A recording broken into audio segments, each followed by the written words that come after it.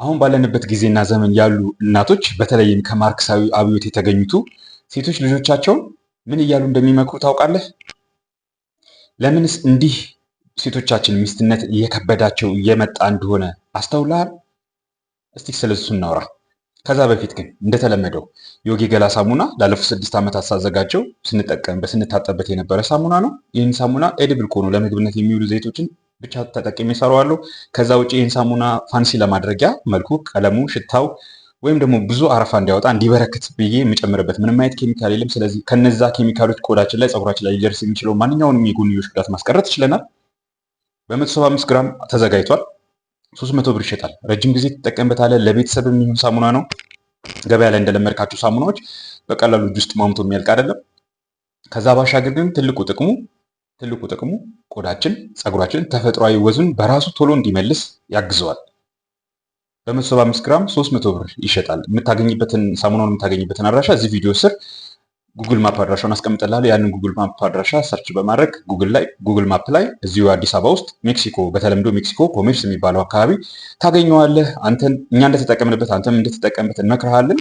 በተጨማሪ ግን ይህን ሳሙና ገዝተህ አንተ ስትጠቀም ወይም ደግሞ ለጓደኞች ስታበረክተው ወይም ለወዳጆች ስታበረክተው በዚህ በአባወራ ዩቲዩብ ቻናል ላይ ልንሰራቸው የምናስባቸውን ትውልድ ላይ ልንሰራቸው ልናሳርፋቸው የምንችላቸውን መልካም ፖዚቲቭ የሆኑ ኢምፓክቶችን ታግዛለህ፣ የነዛ አካልም ትሆናለህ ማለት ነው። ወደ ቪዲዮአችን ስንመጣ እስካሁን ይህንን የአባወራ ቻናል በአዲስ መልክ ምንም እንኳን የአባወራ ቻናሉ ከተከፈተ 6 ዓመት ቢሆነውም እንኳን እንዳስተዋላችሁት ከቅርብ ጊዜ ወዲህ ነው አዳዲስ ቪዲዮዎችን እየተጫኑበት ያለው። እነዛ መጫን ከተጀመሩ ወዲህ አሁን እስከደረስንበት እስከ ዛሬዋ ዕለት ድረስ እስከ 855 አካባቢ ሰብስክራይበሮች አሉ። በጣም የሚገርመው ነገር ታዲያ ሰብስክራይበሮቹ በጾታ እኩል ናቸው። ኦልሞስት እኩል ናቸው። የ1% ከምናምን ልዩነት ብቻ ነው ያላቸው። በተረፈ ግን 50-50 የጾታ እኩልነት እናይበታለን። ዊች ሚንስ ወንዶችም ሴቶችም በተመሳሳይ ቁጥር ወይም ደግሞ ብዛት እየተከተሉት መሆኑን ማስተዋል እንችላለን። ምንም እንኳን ቻናሉ በዋነኛነት ለወንዶች ተብሎ ቢከፈትም፣ ምክንያቱም አሁን ላይ እኛ ወንዶችን ወንድሞቻችንን አባታችን እንዳሰበልን በሰጠን ጸጋ ወደ ተጠራንለት ልዕልና ኤክሰለንስ የሚያስተምረን የለም፣ የሚያሳየን የለም። ወይም ደግሞ ከሚያስተምሩን አንጻር ክፍተት አለ። እሱን ለመሙላት ታስቦ የመጣ ቢሆንም በሚገርም ሁኔታ እስካሁን ድረስ እየተከታተልኩት ያለሁት ከትንሽ ሰብስክራይበር ጀምሮ አክቹዋሊ ቪውም ጭምር ነው የሚያየውም ሰው ጭምር ግማሽ በግማሽ ወንዶች ናቸው፣ ግማሾቹ ሴቶች ናቸው። ስለዚህ አልፎ አልፎ በቪዲዮዎቹ መካከል ሴቶቹንም እህቶችንም የሚጠቅሙ ነገሮችን ማካተት እፈልጋለሁ። ለወንዶቹ በሚቀርብ መልኩ ተደርጎ እነሱም ያው ስለ ወንዶቹም ሲወራ እነሱንም የተወሰነ ፐርሰንት ይጠቅማቸዋል። ነገር ግን በዋናነት ለወንድ ተብሎ እስከተሰራ ድረስ ሰምቶ የሚለማመድበትና የሚኖርበት ወንዱ ነው፣ ሴቷ ብትጠቀምበትም ምንም እንኳ። ስለዚህ የዛሬም ቪዲዮ ምን አሰብኩኝ፣ ራሳቸውን ሴቶች እንዲታዘቡበት ወይም ደግሞ እንዲመረምሩበት፣ እናቶች ከሆኑ በተለይ እንዲታዘቡበት፣ ካልሆኑ ደግሞ ከእናታቸው ጋር የነበራቸው ግንኙነት ምን እንደሚመስል እንዲመረምሩበት የፈለግኩት ቪዲዮ ነው ይሄ። ብዙውን ጊዜ እናት ሴቶች ልጆቿን በተለይ የምትመክራቸው ክፉ ምክር፣ ስለ እናት በጣም ከሚገባው በላይ ተቆለጳጵሷል አይደል? እናትነትን የሚያወሩ የሚሰብኩ ብዙ ቻናሎች አሉ። የዩቲዩብ ቻናሎች፣ ቴሌግራም ገጾች ወይም ደግሞ ቴሌግራም ግሩፖች፣ ፌስቡክ ግሩፖች፣ ዋትሳፕ ግሩፖች በጣም ብዙ ናቸው። ግን ያ እናትነት ሲቆለጳጰስ ምን ታስቦ ነው? ከዚህ በፊት እንደነገርኳችሁ ሚስትነትን ያላማከለ፣ ሚስትነትን ያላሰበ፣ ሚስትነትን ያላስቀደመ እናትነት ብዙ ጊዜ እየተነገረ ስለሆነ ሴቶቻችን ማን ሚስትነት ያስተምራቸዋል የሚል ጥያቄ ሁሉ ጊዜ ይፈጠራል ጭንቅላቸው። እሱ ብቻ አይደለም፣ እናት ነኝ በላ ከእናትነት ኤክስፒሪየንሷ ልምዷ ለልጆቿ የምታስተምራቸው የምታካፍላቸው ነገሮች ራሳቸው ምን ያክል ገንቢዎች ናቸው። ስለዚህ ዛሬ ገንቢ ያልሆኑ አይደለም አፍራሽ የሆኑ 5 ነጥቦችን አነሳቸዋለሁ። 5 ነጥቦችን አነሳለሁ። 5 ነጥቦች ይዣለሁ። አይ ቲንክ ትዝ ያሉኝ ነው እነዛን ያስታወስኳቸውን 5 ነጥቦች ልንገራችሁ። እናት የሆናችሁ ሴቶች፣ በተለይ እናት የሆናችሁ ሴቶች፣ እናት የሆኑ ወንዶች አሉ እንዴ? እናት የሆናችሁ በተለይ ትኩረት ስጡት። እነዚህ የምነግራችሁ ነጥቦች ምን ለማለት ፈልጋችሁ፣ ለልጆቻችሁ ምን እያስተማራቻቸው ነው? ሴቶች ልጆቻችሁ እንደዛ ተመክራችሁ የመጣችሁም ደግሞ እህቶቼ ደግሞ ያ የተመከራችሁት ምንም እንኳን እናት እናንተን ለመበደል ብላ ባታደርገውም የጠበቀች እናንተን የጠበቀቻችሁ ከክፉ የጠበቀቻችሁ መስሏት ብታረገውም እንኳን ምን ያክል የሚቀጥለውን የሚቀጥለው የህይወታችሁ ምዕራፍ በትዳር የምትኖሩበትን የልጆች እናት ሆናችሁ የምትኖሩበትን ምዕራፍ እንዴት እንደሚያበላሸው ትገነዘቡበታላችሁ ብዬ አስባለሁ። አንደኛ ትምህርትሽን ሳትጨርሺ እንዳታገቢ የሚሉት ፈልጥ። ትምህርትሽን ሳትጨርሺ እንዳታገቢ ማለት ትዳሩ የትምህርት ኳሊፊኬሽን ይፈልጋል? ማስትሬት እና ዶክተሬት ይፈልጋል ትዳሩ? ምን ለማለት ነው? ትምህርትሽን ሳትጨርሺ እንዳታገቢ ማለት የትኛውን ትምህርት ሳትጨርሺ? የዲፕሎማውን፣ ሰርተፊኬቱን፣ ዲግሪውን፣ ቮኬሽናሉን ኦይልስ ደግሞ ማስትሬቱን፣ ዶክተሬቱን ወይም ደግሞ ሐኪም ከሆንሽ ስፔሻላይዝ ማድረጉን የትኛውን ትምህርት ሳትጨርሽ ነው እንዳታገቢ ተብሎ የሚመከረው? ምንስ ለማለት ፈልጋ ነው? ትምህርትሽን ሳትጨርሽ እንዳታገቢ። ትምህርትሽን ሳትጨርሽ ካገባሽ በኋላ መማራትሽም ነው እንድትማሪ አይፈቅድልሽም ነው? ያው ማለት ምክንያቷ ምን ሊሆን እንደሚችል መገመት እንችላለን፣ ወይም ደግሞ እንደዛ የምትልበት ግን ትዳር በሴቶች መካከል ወይም ደግሞ በእህቶቻችን መካከል ትዳር ምን ያክል ቀዳሚ ቦታ እንደማይሰጠው፣ ለትዳር ምን ያክል ዝግጅት እንደማይደረግ፣ ትዳር ምን ያክል ሀገር፣ ቤተክርስቲያን፣ ማህበረሰብ፣ ህብረተሰብ የሚገነባውን ጡብ ምን ያክል ትኩረት እንዳልተሰጠው ማየት ትችላላችሁ። እነዚህ ነገሮች እነዚህ አሁን የምንጠቅሳቸው ነጥቦች አንደኛው አሁን ያልኳቸው ትምህርትሽን ሳትጨርሺ እንዳታገቢ ነው። እነዚህ አይነት ምክሮች የመጡት በተለይ ይሄ ማርክሳዊ አብዮት ከመጣ ወዲህ ነው። በተለይ ማርክሳዊ አብዮት ከመጣ ወዲህ ነው። የካርል ማርክስ እኩልነት፣ ማርክሳዊ አብዮት፣ ሶሻሊዝም፣ ገለመን የሚባለው ሲመጣ ከሱ እኩል ነሽ፣ ከሱ አታንሽም፣ ከሱ እኩል መሆንሽን ማስመስከር አለብሽ፣ ከሱ እኩል መሆንሽን ካላሳየሽው በኋላ ይንቀሻል የሚባሉ ፈሊጦች አሉ። እሷ ስለተማረች ነው የሚያከብራት፣ ስላልተማረች ነው የምትናቀው። ይሄ ተፈጥሯዊ የሆነውን አትራክሽን ኢሮድ የሚያደርገው የሚሸረሽረው ነው። የሚገርማችሁ ነገር መማሯ ስህተት ነው ወይ? መማሯ በራሱ ስህተት ነው ብዬ አላስብም። መማሯ በራሱ ስህተት አይደለም፣ ግን የትምህርት ሂደቱ ራሱ እውነት ሴቶቹን ነገ ለሚጠበቅባቸው ኃላፊነት፣ ግዴታ፣ ሚና፣ ዲዩቲ፣ ሪስፖንሲቢሊቲ የሚያበቃቸው ነው ወይ? ለዛ ሚና ለዛ ግዴታ ይዘውት መግባት ያለባቸውን ጸጋ ጠብቀው ይዘው እንዲገቡ ያደርጋቸዋል ወይስ የትም በትኖት እንዲመጡ ያደርጋቸዋል? ለምሳሌ ንጽህናዋን። አዎ ልጅሽን አንቺ ትምህርትሽን ሳትጨርሺ እንዳታገቢ ስትያት ትምህርቷን እስክትጨርስ ድረስ ምን ያክል ንጽህናዋን መጠበቅ ትችላለች? ዓለሙ ምን ያክል ለሴቷም ሆነ ለወንዱ ፈታኝ እንደሆነ አስተውላችሁታል? በወሲብ ደረጃ ኤቭሪቲንግ ኢዝ ሴክሹዋላይዝድ። ማንኛውም ነገር ሴክሹዋላይዝድ የተደረገ ነው። በተለይ ለወንዱ በጣም ከባድ ነው በአሁኑ ሰዓት። ለምን የትኛዋ ሴት ነች ራሷ ሰውነቷን ሸፍና ጠብቃ የምትወጣ? ምክንያቱም ወንዱ ቪዥዋል ነው፣ ነገሮችን አይቶ ሰውነቱ የሚሞቅበት ነው፣ ሰውነቱ የሚቆምበት ነው።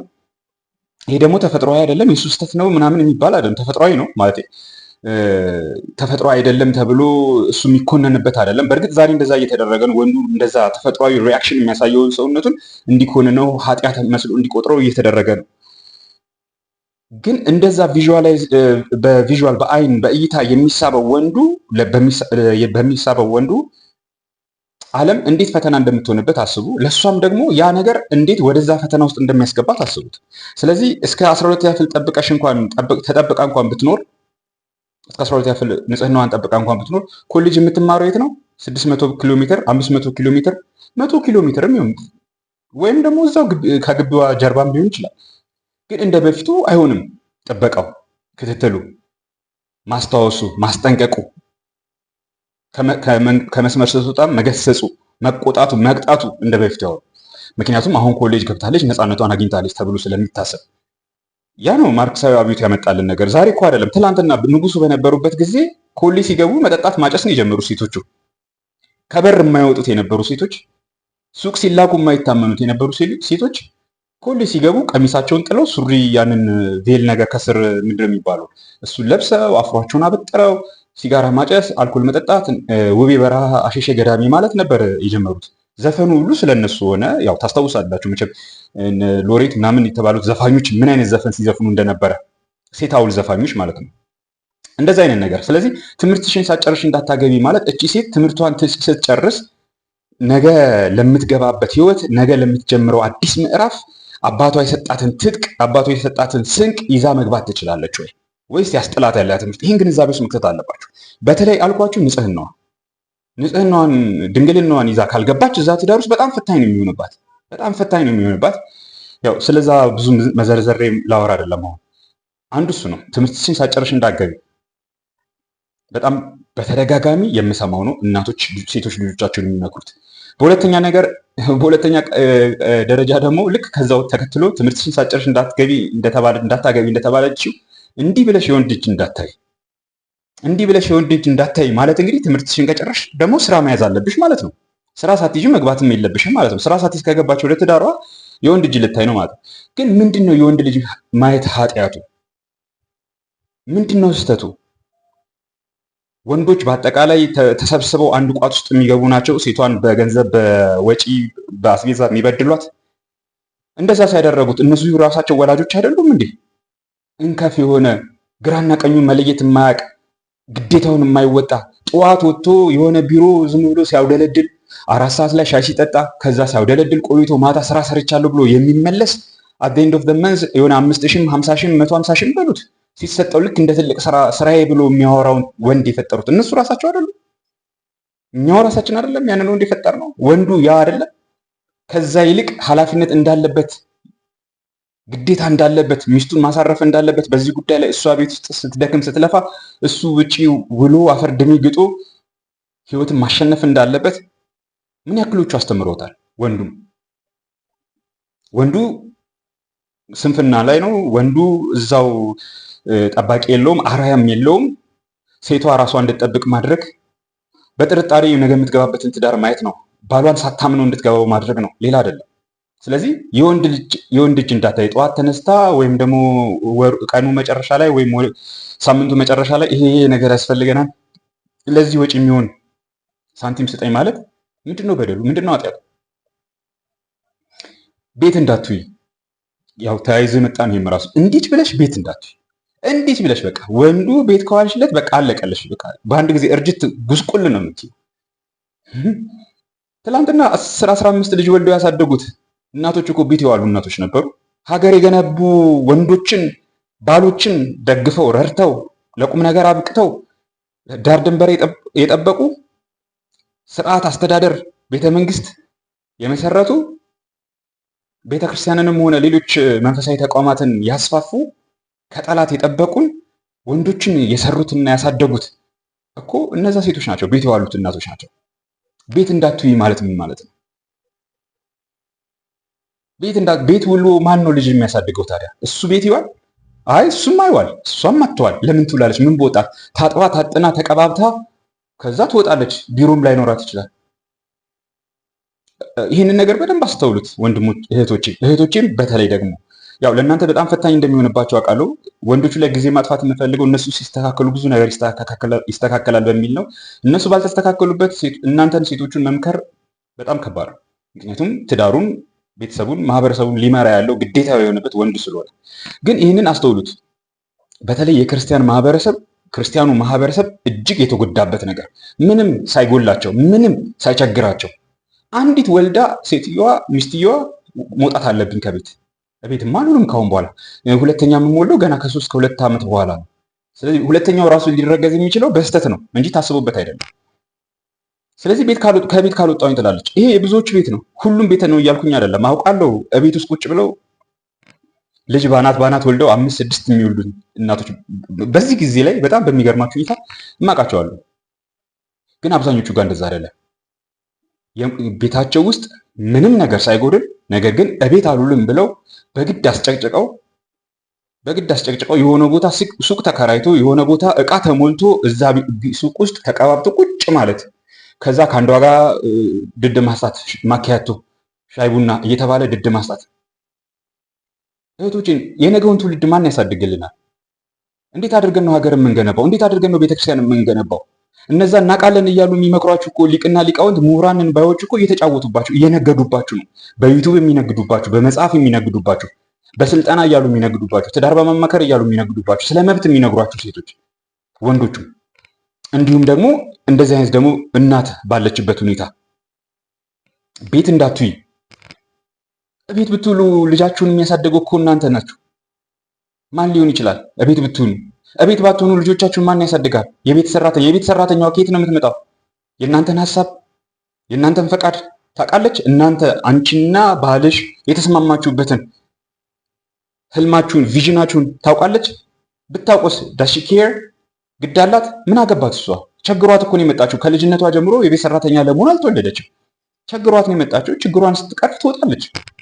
ሳትስማሙም ስትቀሩ ትወጣለች። ምን በወጣትና ነው የእናንተ ልጅ የሆነ ቪዥን አለኝ ብላ ቪዥነሪ ነኝ ብላ የምታሳድገው? አታሳድገው። አንቺና ባልሽ ብቻ ናችሁ የምታሳድጉት። አንቺም ደግሞ ባልሽ ባየው ቪዥን፣ ባልሽ ባለው ህልም፣ ርዕይ፣ እሱ በሰጠሽ ትዕዛዝ፣ ቅጥ፣ ስርዓት ልታሳድጊው የምትችው አንቺ ነሽ። ልጆችሽን ለቤት ሰራተኛ ጥለሽ የትም 50 ሺህ አይደለም 50 ሚሊዮንን በቀን ስሪ። ምን ጥቅም አለው? ምን ፋይዳ አለው ለሀገር? ምን ፋይዳ አለው ለቤተ ክርስቲያን? ምን ፋይዳ አለው ለማህበረሰቡ? በጣም ነው የሚያሳዝነው። እኔ ብዙ ክርስቲያኖች ቤት ሄዳለሁ ወዳጆቼ ጋር ምናምን ማለት ነው። እንዲህ በቃ ትግል፣ ትዳሩ ትግል። ምን አይነት ቡድን የመጣብን? ላይክ እንደ እርግማን እኮ ነው የተጣባን። ምንም ያልቸገራቸው ብዙ ትዳሮችን አውቃለሁ። ከቤት ካልወጣው ተብሎ ዛሬ ጠዋት አንደኛውን መኪና ይዘህ ትወጣለች፣ ነገ ጠዋት ሌላኛውን መኪና ይዘህ። አንድ ልጅ ነው የተወለደው፣ ሶስት መኪናዎች ግን ተፈልፍለዋል እዛ ቤት ውስጥ። ዋይ ለምን? እነዛን የተወለዱትን አንድና ሁለት ልጆች እንኳን በማን ስርዓት ማደግ ሊያድጉ ነው? በየትኛው ጤንነታቸው ማተከታትሏቸው ጤንነታቸውን ጠብቀው ጥንካሬያቸውን ጠብቀው ሊያድጉ ነው? አራተኛ ልጅ ስትቀፈቀፊ እንዳትኖሪ። ቃሉን ራሱ ስሙት እንዴት እንደሚያስጠላ። ከእናት አፍ ሲወጣ ይሄ ስለሰማሁት እኮ ነው። ከእናት አፍ እንጂ ፈጠሬ አይደለም። አንዳንድ ጊዜ እንደዚህ እንደኔ የሚጨምሯት ነገር አለ። ገና እነሱ 4-5 ልጅ ስለወለዱ ልጅ ስትቀፈቅፊ እንዳትኖሪ። አያት እኮ ቢታይ ይህን ሰዓት 15 ልጅ 10 ልጅ 12 ልጅ ወልዳለች። 3 ልጅ 4 ልጅ ስለወለደች እቺ ሴት እንደኔ ልጅ ስትቀፈቅፊ እንዳትኖሪ ብላ ልጇን ትመክራለች። ምን ማለት ነው? ይሄ እኮ በባል ላይ ብቻ አይደለም። በነገራችን ላይ በባል ላይ ብቻ አይደለም፣ በዛ ባባወራው ላይ ብቻ አይደለም፣ በሰማይ አባታችሁ ላይም ጭምር አመጽ ነው። ሴት ልጃችሁን እያስተማራችሁ ያለት ምንም እግራችሁ እስኪቀጥን ድረስ ቤተክርስቲያን ለቤተክርስቲያን ገዳም ለገዳም ብትዞሩ አይኖ ብዙ የሚያቆለጳጵሷችሁ ሞባይል ምናምንም የሞባይል ካርድም የዓመት ባለ የምትሰጧቸው በአፍጢማቸው የተደፉ ወዳደር ሊቃውንት ሶኮልድ ምናምን አሉ።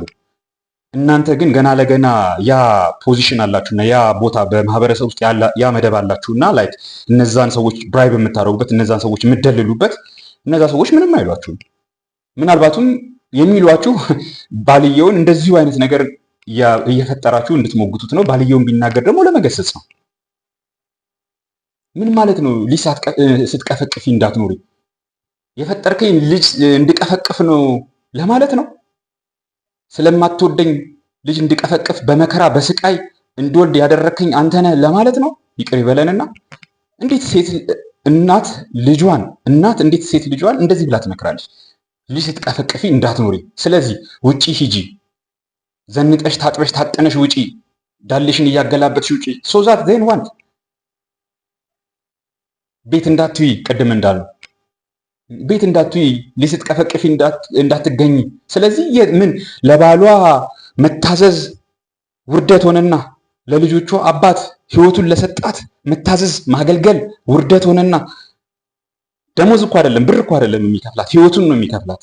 ህይወቱን ለሚከፍላት ወንድ መታዘዝ ማገልገል መገዛት ውርደት ሆነና ስለ እሷ ህይወት ግድ የማይሰጠው እስከታዘዘችው ጉልበቷ እስካለ እስከ ጠነከረች ድረስ እንደ ሸንኮራ መጦ ሲበቃት ሲሰለቻት ሲደክማት ወይም ጡረታ ስትወጣ አውጥቶ ለሚጥላት አለቃ በ10 ሺህ አይደለም በ1 ሚሊዮን ብርም ትቀጠር ለሱ መታዘዝ ወግ ሆነ። በነገራችን ላይ ይህንን እነ ካርል ማርክስ አድናቂዎችም ኒዮ ማርክሲስቶችም ጭምር ማለት ነው ያልተከፈለ የማይከፈል ፕሮዳክሽን ይሉታል። የሴቶችን ልጅ መውለድ፣ የእናቶች ልጅ መውለድ ባሎች ወንዶች አባወራዊ ስርዓት የማይከፍላቸው ደሞዝ ሳይከፍላቸው እነሱን ምርታማ እንዲሆኑ የሚያስገድድበት ካይንድ ኦፍ ተቋም ነው ይለዋል፣ ትዳሩንም ጭምር። በጣም አሳዛኝ ነው። ይህንን የሚያደርጉት ደግሞ ቅዱሳት መጽሐፍትን እናውቃለን የሚሉ እግዚአብሔር አምላክ የሚባል አምላክ አለን ብለው የሚያወሩ አባት አለን ብለው የሚያወሩ ሰዎች መሆናቸው ደግሞ በጣም ያሳፍራል። ማህበረሰባችን እየተጎዳ ነው። ቢገርምሽም ባይገርምሽም፣ ብታውቂውም ባታውቂውም፣ ቢመረሽም ቢጣፍጠሽም በተለይ ክርስቲያኑ ማህበረሰብ ኤክስቲንክት እንደሚሆን ምንም እርግጠኛ ነኝ። ይሄ 120 ሚሊዮን 130 ሚሊዮን ሲሏቸው ብዙ አይመስላችሁ። ቻይናም እንደዛ እየሆኑ ነው። ቢሊዮን ሲባል ብዙ ይመስላል። 2050 ላይ ስንት እንደሚሆን ህዝባቸው ሂዱና ጉግል አድርጋችሁ አግኙት። ዛሬ ላይ ክርስቲያኑ ማህበረሰብ ለመጋባት ጭንቅ፣ ከተጋባ በኋላ አብሮ ለመኖር ጭንቅ፣ ትንሽ አብሮ ቢኖር አንድ ለመውለድ ጭንቅ። ሁለት የማይታሰብ ነው። ሶስትና አራት ከተወለደ እነዛ ባልና ሚስቶች በጣም እንደሚዋደዱ እርግጠኛ መሆን አለብን። በተረፈ ግን አላምንበትም እነሱ ወለዱ በሚል። በአምስተኛ ደረጃ እንደኔ ሆነሽ እንዳትቀሪ። ፈራውልሽ አንቺ ልጅ፣ ሁለተኛ ልጅ ደገምሽ፣ ውይ በቃ ለየልሽ። እንደኔ ሆነሽ ልትቀሪ ነው። እንደኔ ቤት ውስጥ ተጎልተሽ ልትቀሪ ነው። እንደኔ ተንቆሻቅሾሽ ልትቀሪ ነው። እንደኔ ደቀሽ ልትቀሪ ነው። እንደኔ አሮጊት ያለ ጊዜሽ አሮጊት መስለሽ ልትቀሪ ነው። በቃ አረጀሽ። አሁንማ ሁለት ልጅ ከወለድሽ አደራሽን እንደኔ ሆነሽ እንዳትቀሪ። ምን ማለት ነው እንደኔ ሆነሽ እንዳትቀሪ ማለት? እስቲ እባካችሁ ምን ማለት ነው እንደኔ ሆነሽ እንዳትቀሪ ማለት? ትላንትና የነበሩት አያቶቻችን ምንድን ነው ያማረሩት ነገር? 10 ልጅ 15 ልጅ በመውለዳቸው ጀግና ትውልድን እኮ አሳድገዋል። ግማሹ ሀገር ጠባቂ፣ ግማሹ ንጉስ፣ ግማሹ ጳጳስ፣ ግማሹ ምናምን የሚሆን። እኛ እኮ ዛሬ 2 3 4 ወልደን ሆዳደር እየሆኑ ነው፣ ሌባ እየሆኑ ነው፣ ማጅራት መቺ እየሆኑ ነው። ፕሮፌሽናል ሌባና ፕሮፌሽናል ማጅራት መቺዎች ምንም ሺህ ጊዜ ተምረው የቤተክርስቲያን ትምህርት ተምረው ሊቅና ሊቃውንት ቢሆኑ ያው ፕሮፌሽናል ማጅራት መቺዎች ነው የሚሆኑት። አሳፋሪ ነው። ስለዚህ የወለድነው ዘርም ራሱ አይባረክም። እንደዚህ እየተባባልን የምናሳድጋቸው ልጆች እውነት እኔ እንድትወልጂ ስላደረኩሽ የኔን ጸጋ ንቀሽ ነው ልጅቷን የወንድ እጅ እንዳታይ ቤት እንዳትይ ሊስት ቀፈቅፊ እንዳትኖሪ የምትያት ማለት ነው። ስለዚህ ልጆችሽን ታገኛቸዋለች፣ በልጆችሽ ታገኘዋለች። ምን ቢማር ምን ቢመራመር ምን ማስትሬት እና ዶክትሬት ቢጭን ምን ሊቅና ሊቃውንት ቢባል ምን አይነትም ስልጣንና ዝና ቢኖሮ በአፍጢሙ የተደፋ ሆዳደር 100 ሺህ ቢከፈለው 100 ሚሊዮንም ቢከፈለው ሆዳደር የራሱን ትውልድ የሚረግጥ የጠባውን የሚጣፍጥ ወተት የጠባበትን ጡት የሚነክስ ሆዳደር ትውልድ እናፈራለን። እያየነው ነው። ስም መዘርዘር አለብኝ? አይጠበቅብኝም። ስለዚህ እነዚህን 5 ምክሮች አስታውሻቸው። እናት ለልጆቿ የምትመክራቸው በአሁኑ ጊዜ የምትመክራቸው ክፉ ምክሮች ናቸው። ትምህርትሽን ሳጨርሽ እንዳትገቢ፣ የወንድ ልጅ እጅ እንዳታይ፣ ቤት እንዳትይ፣ ልስት ቀፈቅፊ እንዳትኖሪ፣ አደራሽን እንደኔ ሆነሽ እንዳትቀሪ ብቻ። እንዴት ሆና? የቤት እመቤት ሆና፣ የልጆች እናት ሆና ባሏን ስታገለግል፣ ለምን በታይት ተወጥራ አለቃዋ የትም ሲልካት ሽርጉድ ስላላለች፣ አንዳንድ ጊዜም ሲያማግጣት ስላልማገጠች። በጣም አሳፋሪ ነው። እናውቀዋለን እኮ ኮርፖሬት ካምፓኒ ላይ እኔም ሰርቻለሁ 15 ዓመት ባንክ ላይ። እንኳን ያላገባችሁን ሲንግሏን አይደለም እኮ ያገባችሁ የልጆች እናት የሆናችሁም ራሱ እኮ መማገጥ ቀላል ነው፣ ማማገጥም ቀላል ነው። ኮርፖሬት ካምፓኒ ላይ we have seen it አይተነዋል። ስንት ሴሰኛ ወንዶች እንዳሉ እንኳን ያላገባችሁን ያገባችሁን የሚያማግጡ። ይህም ደግሞ እንደ ጀብድ የሚወራበት እኮ ቦታ ነው። ሴሽን እውነት ለመናገር በጣም ያሳዝናል፣ ልብ ያደክማል። አያሳዝናችሁ? ልጆቻችን ነገ ምን ውስጥ ነው የሚገቡት ብላችሁ ታስቡ። ብዙዎቻችን የሚያስጨንቀን ቁሳዊ ስኬት፣ ቁሳዊ ሀብት፣ መኪና መግዛት፣ ቤት መግዛት የሚያስጨንቀን እሱ ነው አይደለ? ግን ምን አይነት ዓለም ውስጥ እንደሚገቡ ሴክሹዋል ኢሞራሊቲ እንደ ጀብድ የሚወራበት በወሲብ ከወሲብ ምንድነው እንዴት ያስቀምጠው ተገቢ ባልሆነ መልኩ ወሲብን ኤክስፔሪንስ ማድረግን እንደ ጀብድ፣ ሴሰኝነት እንደ ጀብድ፣ ሽርሙጥና እንደ ጀብድ፣ አመንዝራነት እንደ ጀብድ የሚወራበት ማህበረሰብ እየመጣ መሆኑ፣ ወደዛ ደግሞ እናት ራሷ ልጆቿን እያበረታታቻቸው እንደሆነ ስታዩት በጣም ያሳዝናል። እስቲ ከዚህ ጋር የተያያዘ ምናልባት የረሳሁት ወይም ደግሞ ትክክል አይደለም የምትሉኝ ነገር ካለ አስተያየት መስጫ ውስጥ አስቀምጡልኝ። በጣም የማመሰግነው ያው ይሄ የአባወራ ቻናልን የሚከታተሉት ግማሾቹ ሴቶች መሆናቸው ነው። ተከታትለው አስተያየትም እየሰጡኝ ያሉት እነሱ ስለሆኑ በቴሌግራም ገጽ በውስጥ መስመር የሚሆን እዚሁ ኮሜንት ላይ በርቱልኝ ወንድም አለ።